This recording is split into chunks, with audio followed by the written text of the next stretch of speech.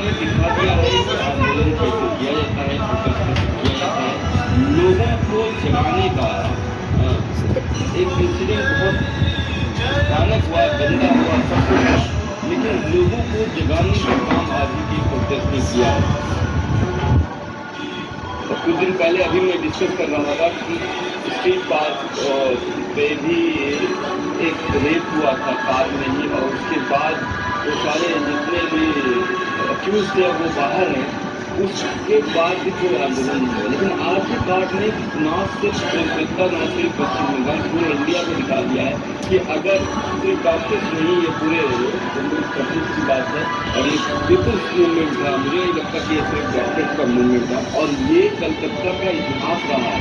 हालांकि पिछले 15-20 सालों से मुझे लगता है कि कलकत्ता सो गया था, और आजीकार मूवमेंट ने उसको जगा दिया।